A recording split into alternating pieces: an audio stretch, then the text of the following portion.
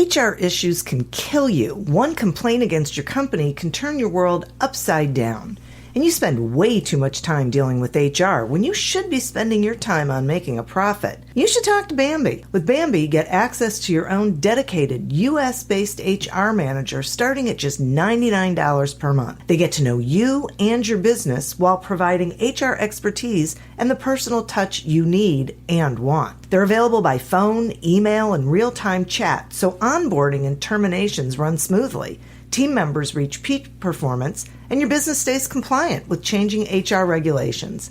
And with Bambi's HR Autopilot, you'll automate important HR practices like setting policies, training, and feedback. HR managers can easily cost $80,000 a year, but Bambi starts at $99 per month. Schedule your free conversation today to see how much Bambi can take off your plate. Go to Bambi.com right now and type in Accelerate under podcast when you sign up. It'll really help the show. Spelled BAM, BEE.com. Bambi.com. Type in Accelerate. Welcome to Accelerate Your Business Growth, where we're exploring all sorts of business topics. Experts from around the world join me, your host, Diane Helbig, for a conversation where they share their expertise with all of you. Take what you need when you need it. Featured on Inc.com, Forbes, and MSNBC's Your Business, this podcast is recognized as one of the best podcasts for small business, sales, leadership, social media, and more. When it comes to business, Accelerate Your Business Growth has got it covered. And now on with the show. My guest today is Ron Karr. Ron has worked with leaders of organizations on 6 continents to eliminate risk, gain buy-in, and achieve better results faster with the velocity mindset. For the past 30 years, his presentations and advisory services have generated over $1 billion in incremental revenues for his clients. Ron is the author of the best-selling Lead, Sell, or Get Out of the Way. His latest book, Velocity Mindset, shows leaders how to turn their vision into reality. Thanks so much for joining me today, Ron. Oh, my pleasure, Diane. How are you doing today? I'm doing well, thank you. And you? I'm doing great. Excellent. Hot, but good. Hot? Did you say hot but good? Yes. I know, it's crazy, isn't it? Yeah. Yeah, it's hot here too, and then it just rains all the time. So I want to dive right into this, and I would love it if you would explain to the listeners what you mean by, what it means to have a velocity mindset, if you would. Sure. So, when I gave up the presidency of the National Speakers Association in June of 2014, I had 9 surgeries, mostly on my back. 9 levels fused. While I was going through a couple of years of nonstop rehabilitation, you start thinking about your life. You start thinking about all the good things you've done, and then you think about the things you haven't. So like everybody else, the things I wanted to do, but I did not because of my fears, my stories that I told myself. And at that time I was 57, so the runway is getting short. So the concept of velocity has been in my mind for many years because I've been working with that by my clients. How can they get to the next step or the next point in the safest and fastest manner? But now in a life situation, it's even meaning more to me, because there's still a lot more I want to do. So I started looking into the concept of velocity. And Diane, when you hear the word velocity, what's the first word that comes to your mind? Speed. Right. And that's what a lot of people think. But if that's all you think velocity is, then you probably won't get to where you want to be, and you'll get burnout. The way I can explain that is if you're task oriented and all you're doing is all your tasks, and at the end of the day, you're burnt out from doing that and never having a chance to take a break, but then you wonder, what did you really accomplish? That's what we're talking about. The true definition of velocity, the physics definition, is speed with direction. Look at direction as being your endpoint, whether it's where you want to be at the end of your life, where you want to be at the end of the year, where you want to be at the end of a sales call or whatever. And that endpoint, that outcome has to be something that's so important to you that it drives you with passion. So when you get knocked off the track by unforeseen forces, it'll act like a magnet to bring you back on. But more importantly, what that outcome does that you're so attached to is it'll make sure then that you're doing the right actions, the right tasks that support that outcome, and not just any and all tasks that just don't get you there. So that's what velocity is all about. Now, in order to gain that velocity, you have to have the right mindset that we talk about in the book. You have to have alignment. You have to understand how to engage others because you can't do it all by yourself. You need the help of others. So we looked at the neuroscience and on issues like how do you engage the brain so people want to talk to you, and how do you create a safe environment so that they'll want to have the conversation and hopefully do what you ask them to do. And then what's the destiny? How are you going to get to where you want to be? How are you going to figure it out? So those are the things that we cover in the book. The response has been overwhelming in terms of what people are getting out of it and the various aspects of life that they feel that it can help them accomplish. Got it. That's really interesting. And I appreciate that. So what do you think holds leaders back, from being able to take their vision and turn it into reality? Is it that they're just doing tasks, just doing activities that don't point toward where they want to go? Well, I'll break it down into the various steps. Number one, they have to be outcome driven, not task driven. So what's the outcome that they're after? Yeah. And now outcome or vision, if we want to use that word, a lot of people have trouble with that. And where they go wrong is they'll say, okay, where do I want to be? And then they look at their past results and rely on that to create the vision. And all you're doing then is just recreating the past. And we've heard that from people, right? Mm-hmm. I just keep getting the same old results. And why is it that different? Well, that's because you created the vision from the past, and that's why you got there. To create a true vision, you got to put the past aside. You got to start with what I call a clean piece of paper and start thinking about what is it that you really want to accomplish, whatever it is you're looking, to address, the project, life, whatever. And allow yourself to dream. Now, a lot of people get scared because if they put something down, then they go to the next step and they say, well, I don't know how to get there and I don't have the answers. So then they leave it. Well, what we know about leaders is their job is not to have all the answers. All right. Their job is to figure out, their job is to figure out where they're going and then find out the questions they need answered. And then they'll go get the answers and they're comfortable, they'll find that. But a lot of people are uncomfortable not having the answers. So if you do your vision, you have all the answers up front, you're probably not thinking big enough or you're probably recreating the past. Now, not only are people uncomfortable with that, but there's what's called clarity of vision. You can't expect to have clarity of vision when you're mapping that end result, especially if you haven't been there. The idea is to let it ruminate in your conscious mind. And as you start thinking about it, it leads to other thoughts, leads to other questions, which begets other answers, which leads to the next set of information until eventually you can see it clearly. You can believe you're going to get there. You incorporate the resources that are going to help you get there, and then you start creating it. That's the process. Yeah, boy, I really like that a lot. Because I think people do, right? We spend so much energy around thinking that we have to have it all figured out. Right. Right? When really it is a process. It's a living thing. It evolves. Yeah, exactly. And like Dr. Nito Cobain, who wrote the foreword to the book, President of High Point University, he's an example of that. He came from Lebanon as a teenager with $15 in his pocket by himself. His mother wanted him to come to the United States and get a good education and a good living. And he settled in High Point, knew nobody. So when I said, Nito, you have a vision, he goes, yes, but his distinction was this. He said, clarity of vision only comes from the journey. So in other words, don't be scared you don't have the answers. Start the journey, meaning start thinking about it in every conscious waking moment. And as you go down that road, ideas will come to you, questions will come to you, you'll start doing things. That's the journey. And the clarity will come as you walk through the journey.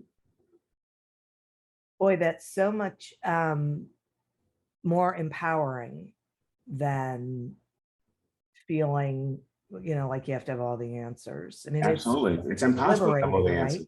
Right. But your job as a leader is not to have to figure it all out. Then you go to the sources who have the information, you go get it from them. Right, right, right. Yeah, yeah, I'm a firm believer in that. Hmm. Okay, talk to me about the law of focus. How does this work? So I was giving a keynote at the Biltmore in a tent for 500 mall owners, real estate tycoons, everybody who was involved in malls. And the first thing I said to this group was, why is it that you're all late in your various projects? Everybody's late, you delay everybody else, but when that mall opening date that was advertised for a year comes, hello or high water, it opens. It's the law of focus. Because you're all focusing on that one date. And you're all thinking about how you're going to make it happen, even when other people are late. That's what the law of focus is. It's about intentionality. It's about, like we just talked about, the law. You can't do that vision if you don't have the law of focus about that vision, because then you'll never think ahead to what's involved, the questions you need to ask, and so forth. So what happens is, and we talk about this in the book, everybody likes to multitask. In neuroscience, there's no such thing as multitasking. It's impossible. So when you think about it, you got 5 things you're doing concurrently, but at any given second, you're not multitasking. You're working on one thing, that particular issue that you're doing at that 1 second. Right. But then you leave it and you go to something else. And then when you come back to it, then you got to get yourself immersed into it again. You got to figure it out. You have no focus because you're going back and forth. That's why multitasking, we think we're so good at it, it really hurts us. The law of focus is prioritizing what you have to do. Take one thing and just focus your energy on it so you can have the creativity, you can figure it out, you can get through it, and then you move on to the next. You can't have intentionality if you don't focus on the issue. Yeah, right. It's compartmentalizing. Yes. Yeah, yeah. That's really so I do this thing that I call silos, where I have to put the various initiatives that I'm working on into their own separate buckets with their own separate list of things that have to be done in them, because otherwise I have this huge to-do list that has everything on it and nothing, it's just overwhelming. Right. So it gives more credibility now to the old saying that we've heard over and over. You become what you focus on. Yeah. You Right. achieve what you focus on. That's what they're talking about. Yeah. Yeah. And if you don't focus and you go back and forth, like I said, then you waste so much time. You got to get immersed in it. That's when you create resistance on your velocity. Ah, okay. Now, so that leads me to, would you explain what the art of pause is and how what is its effect on velocity? Sure, I'll explain it. I'll give you an example. Okay. So sometimes you have to pause or stop to gain velocity. Okay. I know that sounds like doesn't make sense. Sort of. But it's true, because if you're doing something that's not working and keep doing it, if you don't pause, all you're doing is creating more resistance and drag. So an example was my first sales job was selling copiers. It was 1980, and I was hired by Royal Business Machines. They just came out with the first plain bond copier, no more liquid toner that screws up your clothes. Beautiful, crisp, 15 copies a minute. I asked, where's the collator? Don't worry, I'll be here in 6 months. Where's the duplicator? 6 months. So they seduced me on this one unit. And I started cold calling with it. Couldn't sell it, because the first thing they would say is, well, can you do what that big Xerox machine does? And I go, no. And they said, well, come back when you can. Well, after 2 months of not making a sale and getting my butt kind of hurting from being kicked out of so many offices, I decided to have a board meeting. And that, in effect, was a pause. I took myself to a diner and I said, okay, let's evaluate what's going on. What are you selling a copier? When you have that conversation, what happens? They don't want it because I can't compete with the Xerox. So I started saying, well, is that really what you're selling? And I realized, no, I'm selling it as an outcome. I'm selling a communication vehicle. Maybe that's the conversation I need to have.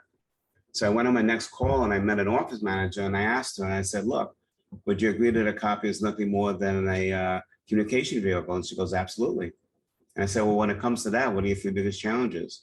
And all of a sudden, she just let loose like it was therapy on a couch. And she goes, oh my God, Sally or Jim, they have one copy to make on the first floor. They have to get up, they talk to everybody going to the staircase. By the time they get to the third floor, and then they have to wait behind all those big jobs. By the time they come back, it could take up to 2 hours. I said, how often does that happen? And she started saying, the equivalent of 2 full-time employees. And I go, really? And she goes, yeah. I said, well, how would you like those 2 full-time employees back? She goes, how are you going to do that? I said, look, I'm not competing with that big machine on the third floor. It's a great machine. Keep it. What I'm here is to fill in the gaps for you. This machine, 15 crisp copies, this is what you need on every floor to do those 1 and 2 copy jobs, and you'll get back that productivity. Diane, I started selling 3 at a time. Oh my goodness. Every time I called up my manager, he realized it was me. He goes, major account desk. The point is that if I didn't pause to reevaluate, I would have kept doing the same thing I would have been doing. I would have gotten more demoralized, never made a dime, and probably would have been fired. And the other thing is, I could have blamed my company. They didn't give me the collator like they promised. They didn't give me the duplicator. And the premise of the book, Diane, for everybody, and we're all leaders, whether we lead our lives or lead others or whatever, the premise of the book is, what would the world look like if everybody acted like a leader and not as a victim of circumstance? Oh, yeah. So that's an example where I could have been the victim of circumstance, right. But I kept the accountability that, look, I still got to make a living. They're not coming through, so I can blame them. Well, what's that going to do for me? So I paused, reevaluated the conversation, kept getting nailed with that big Xerox machine, asked myself, how can we change it? Tried it, tested it, it worked. Sometimes it doesn't work, and you keep trying different things. But that's what the pause does. That is so great. And I love the example. I used to sell copiers, so it sort of resonates with me. But that is a great example of that. I can see the value of it so clearly. So you just said that the basic premise of the book is, what if everyone in the world lived the velocity mindset? What do you think? I'm just curious. What do you think the world would look like? What would be? First of all, do you think it's possible? I guess would be my cynical question. And how would things be? Well, I mean, if it was like that, there'd be more accountability, there'd be less blaming on other people, there'd be less violence, there'd be less of all the things we're not enjoying seeing right now. And I'm not being political, it's not about left or right, so please don't go there if you're anyone right. Yeah. But we've gotten into a society, not just in the United States, but elsewhere, where if things don't go our way, we blame others. Yeah. And instead of saying, okay, what can I do? We all know the old saying that it takes 2 to tango, okay? Yeah. When I got divorced from my ex-wife, and we're good friends, so we have a great relationship with her, but when we got divorced, right? And then I started saying, okay, it was 10 years ago, so I'm not in a long-term relationship right now, but as I was thinking about getting into one, I said, okay, look, this was 2 of you that had something to do with this. So if you don't want to repeat it in the next relationship, what are you going to do differently? So I obviously did a lot of work on myself to make sure that the next time I have the opportunity, I would not be doing that contribution. Right. And I think we all have to think like that. We all have to start with ourselves. And the one question that we know that really good leaders ask every time, and it's the question that we make a fundamental question in the book, is when something goes wrong, before you blame an employee, before you blame somebody else, ask yourself this one question: what could I do differently next time? Yeah. And I teach this to CEOs and everything, because at the end of the day, yeah, you could blame an employee. Okay, but what was the CEO's role in communicating expectations? What was the CEO's role in creating a culture of engagement, whatever was involved? So if everybody just asked that one question, Diane, what could I do differently next time? The world basically would be a better place to live. Yeah, boy, I totally buy into that. Totally. Sometimes when I'm working with clients, I will have everyone answer the question, how am I contributing to the dysfunction? Right. right? Yeah, exactly. And we have that with salespeople. Right now, we got a big issue with salespeople today because of the global supply chain shortage. Everybody's Yeah. afraid that they're going to lose a deal, so they make promises they can't deliver. And then they blame the companies. But what they don't recognize as salespeople is you just broke the cardinal sin of sales for a customer. You broke the trust. If you're making a promise, you got to come through with it, or at least acknowledge them in advance why you can't. Because when you Yeah. make a promise, they then make other plans on it, and if they get caught sidewise because you can't Yeah. come through, you lost their trust, so it doesn't help Right. you. So that's an Right. example where a salesperson could say, "Well, it's not my fault because I didn't, you know, I promised what they gave me. They didn't deliver. Well, yeah, but did you manage the expectations properly?" Right. Right. Exactly. Whether you're a seasoned designer or a total novice, with Visme, you can create engaging, dynamic, branded content that makes people ask, how did you do that? Visit tinyurl.com/seesvisme to explore. If you're a small business owner or salesperson who struggles with getting the sales results you're looking for, grab a copy of Succeed Without Selling on Amazon and wherever books are sold. And if you haven't seen all Audible.com has to offer, you don't know what you're missing. Sign up for a free trial at audibletrial.com/businessgrowth. All right, so let's talk about this.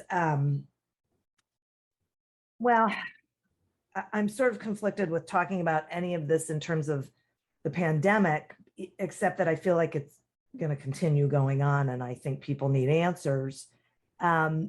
So will you talk some about getting buy-in from stakeholders? Sure. When we've got people working at home, things are stressful. What's So, your so advice? number one, just because you communicate something doesn't mean it was effective communication, right? So the Yeah. way it works is I have a message to communicate to you, Diane. So I'm going to use words and phrases based on my life experiences and biases that I think create the intent I want you to have. You, in turn, will then translate those words based on your biases and experiences, and you very likely will come up with a different intent as to what I meant. If I don't, as a leader, take into account up front before I communicate that A, I got to create a safe environment for you to be engaged, and B, what are you about so I can have an idea how you might translate certain things so I can possibly have a better chance of doing it correctly. You probably will have some communications that won't be going the way you want. And effective communication only happens when the intent that they receive is the intent you meant to give. Yeah, boy, that's a good point. Right? But how do you make So, sure? So how do you do that? all right. So number one, you got to have empathy. Empathy is a strong trait that we look for in salespeople and executives. Because if you don't have empathy, you're not going to ask questions. That's the simple reason. Right. And you can't be about you. It's got to be about the people you're trying to influence to sell. So I'll give you an example. So I was in a CEO of a long-time client, on retainer. And the production manager came in and freaking out. I said, "What's wrong?" I can't use the words that he used, but that person is on a cell phone.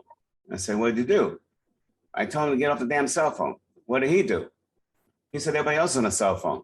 What did you do? I walked away upset. I said, "How well did that serve you?"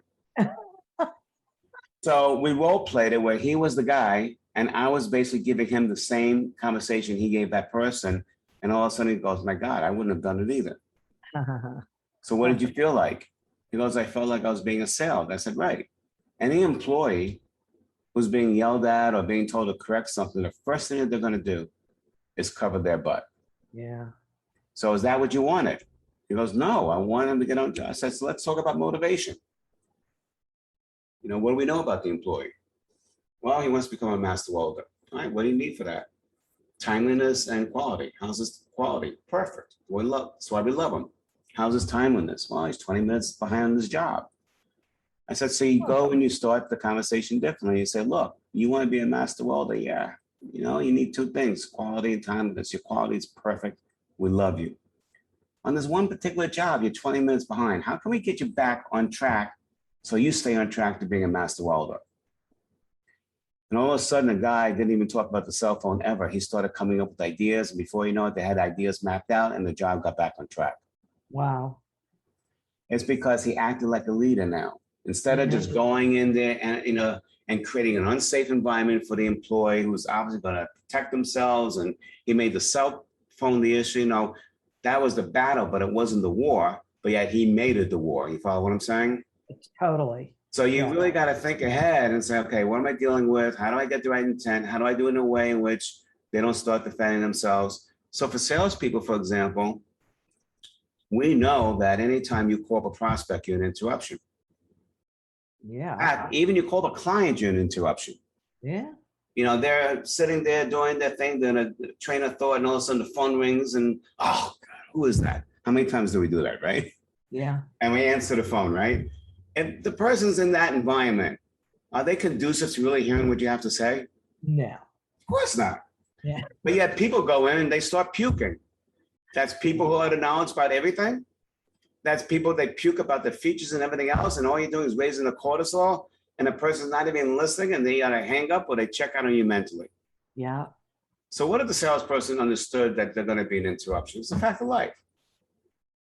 So if they're an interruption, how do they lower the cortisol so that they can get engagement? So like for a financial services company we were working with, their market was the retirees. Conservative investors who give them funds to an advisor and they check every 3 months to see how it's doing. So they call retiree homes, and I was out there because they wanted to reduce the sales cycle from 5 to 3 calls.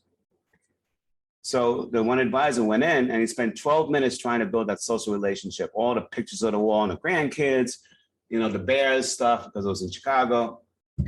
And I can see the eyes of the couple. They were very polite, but you can see them wondering, like, what are you doing here? And I looked at my watch. It took 12 and a half minutes before he even got to the issue. And then he went to the fatal mistake of saying, I want to talk to you about stocks and bonds. Well, let's analyze this. They probably got somebody ready, right? Yeah. So you're talking about the features. They're already checking you down after they've been bored to death. So I asked the person, look, after we got out of the house, bring the chit chat down to 30 seconds. Ask if you can ask them a really important question, and then say this. Say, look, I know you got someone for stocks and bonds. It's not what I'm here. I just got to ask you a really important question. Would you humor me and let me ask that? And on the next call, they did. And the question was this. When it comes to your future, what are the 3 things you want your money to provide for you? Yeah. So I started noticing something, Diane. The eyes started rolling up. And they started telling them college, retirement, whatever. Now, the neuroscience was not out at that time. This was like in the early 2000s. Yeah. So I'm going, so I want to keep testing it. So we actually brought in some of their top investors to the headquarters. And they signed papers. They knew it was going to be videotape. And everybody's eyes rolled up, sometimes to the left, to the right. And I knew there was a shift. Bottom line is, when you ask that question, they really go from, why are you here? Don't try and sell me something I don't need. Then they get lost into what's important to them. And that's when they calm down and they start giving you the vital information you need. And they kind of start trusting you a little bit. So we started investigating the hormones. There are 3 hormones, cortisol. We all have it, fight or flight. Yeah. You're not going to get rid of it. Your first job, create a safe environment so they want to have a conversation. So you get the cortisol into a 4 or 5 level where they're engaged with you. And then when you get that question about the future, where they're trying to go, what challenges they have, whatever, and the eyes go up, that's when there's the physical shift in their brain to when they calm down, they're starting to think about what's important to them. And then they usually give you those 3 answers. Right. Which they wouldn't give you if they didn't trust you. Which means that oxytocin, which is the love and trust hormone, is starting to kick in. Now, it takes a long time to develop trust because it's earned. But just because you were there for them and you asked them that question about where they were trying to go, you got their trust to enough point where they started giving you the 3 things that were on their mind. And then the other hormone, which is the dopamine, the feel good, it only rides with oxytocin. They start feeling good about the conversation because now it's about them. So that's what we explain in the book. We make it really simple. But people have to start understanding this, because if you ever want to influence your kids, your parents, your significant other, anybody to help you on your journey, they're not going to do it because of what it's for you. They're going to do it because of what it means to them. I think that is such a key point. It's so great. It really, and we spend all of our time, well, most of our time, thinking about things in terms of how it impacts us, and how can we get someone to see that and care about that. Right. So let me give you the rest of that financial services story if I can. Great. They reduced their sales cycle from 5 to 3 calls. How much velocity do you get with that? Number one. So I was in the headquarters and they said, hey, we got a class in a 4 to 7 year advisors. Can you do an hour? So I wrapped up one day, 5:30 with the hour. We're all staying in the same hotel. And one guy called me at 11, apologized for waking me up, but I got to talk to you. I said, what? He goes, I had 2 widows, both with $100,000. One I'm working with for 6 months, one for 4 months. I can't get them to budge. What'd you do? I called him up and I said, I was remiss. All we kept talking about was stocks and bonds, and that was my fault, and it's on me, but I never asked you the most important question. So he asked him that question. One widow committed their funds to him that night. Wow. And the other one gave him another appointment. That was instantaneous in a few minutes. And he turned around with 2 people he couldn't move for 6 and 4 months. That's how immediate the results are. Yeah. Wow. Yeah, because his focus was in the wrong place and he was talking about the wrong thing. Right. Okay, so I'm curious about your thoughts on maintaining velocity when you have people working at home. So look, everybody's having that problem, right? Yeah. Some are making demands and all that. The reality is, we're in uncharted territory, okay? There are people staying at home because of the fear of, because COVID's not really, actually we're going backwards a little bit. Yeah. Some people are staying at home because of childcare issues. Some people are staying at home because it's more productive for them and they can get a lot more done. Right. Whatever it is, if you just go in and say, you must be in the office, and they go in, well, did you align why the office is going to help them deal with the issues that they have? And the answer is no. It was a one-sided conversation. I have a CEO that's part of my chief revenue officer mastermind group. And she demanded that everybody comes in the office. And she texted me and she goes, 2 people just quit because they refuse to be with anybody who's not vaccinated. So I said, how well did that serve you? Seriously. And she's got anger because she's going, I need people in. It's the only way we get creative. And I said, I get that, but you got to give up your anger. Yeah. This is the world that we're in. Now the question is, how can you create the culture? But you got to bring the employees into the conversation. Definitely. Because if they're not part of creating the solution and the options, they're not going to buy into it. So that's the first thing. How do we get the employees in part of the conversation, understand what they're going through, share what you're going through, and together create a path forward that meets the needs of both sides? It's not easy, but basically that's the process that needs to be done, especially today. If this was when I was starting business in the early 80s, it would be a different story because we had a lot of autocratic leaders and that was accepted at that time. Yeah. Today, that's not accepted. And people are not going to, you used to have a job for life. And now people expect to, people coming out of college, they could change jobs, I don't know, 20 times or whatever. I know. They don't have that allegiance. Nope. So, and they don't really care. And they're not going to put up with the crap. So you got to figure out a way to, it's really about influencing. And that's how you influence. Yeah, I'm really glad I asked the question because this was definitely something people are dealing with. And I completely agree with you. We need to be having solution conversations and people need to maybe give up a little bit on the rigidity of, but this is the only way this works, because not necessarily. And I think it's true in the sales space as well.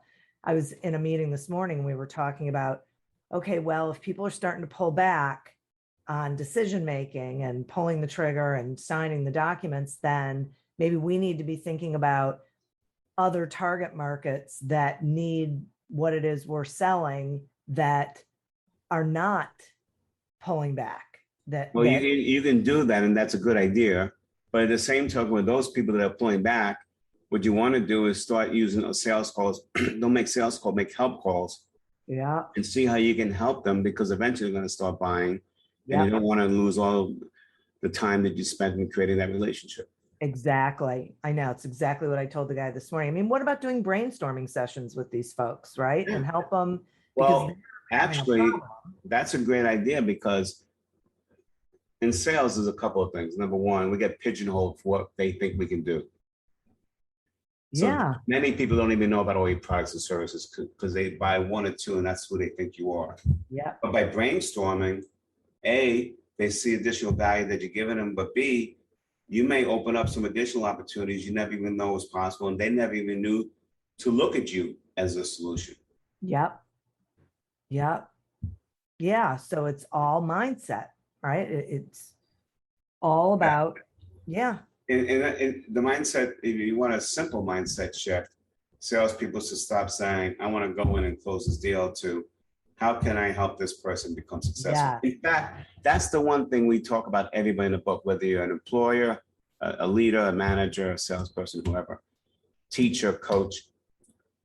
Your job is to make those people that depend on you successful beyond their wildest dreams. You do that, then you in turn will have more success you ever thought was possible.